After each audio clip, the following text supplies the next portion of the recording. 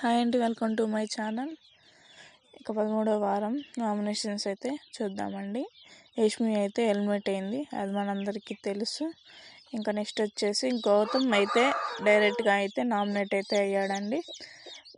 యష్మి వెళ్తూ నిఖిల్ అండ్ గౌతమ్లో నువ్వు ఎవరిని డైరెక్ట్గా నామినేట్ చేస్తావు నన్ను అడిగితే నేను గౌతమ్ని నామినేట్ చేస్తానని చెప్పేసి అయితే తనైతే వెళ్ళిపోయింది. ఇక మెగా చీఫ్గా అయితే రోహిణి అయితే ఈ వారం సేఫ్ అయితే అవుతుందండి.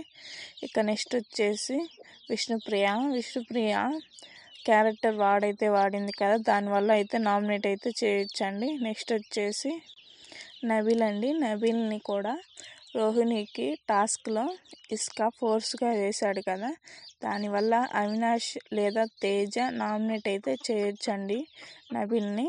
నెక్స్ట్ వచ్చేసి ప్రేరణని నామినేట్ అయితే ఎవరు చేయరు అనుకుంటున్నాను, ఎందుకంటే తన మీద ఎక్కువ పాయింట్స్ లేవు, అందుకని తన నామినేషన్లోకి అయితే రాదండి. అండ్ నెక్స్ట్ పృథ్వీ వచ్చేసి అగ్రెషన్ అవుతున్నాడని నామినేట్ అయితే చేయొచ్చండి గౌతమ్ అండ్ తేజ లేక అవినాష్.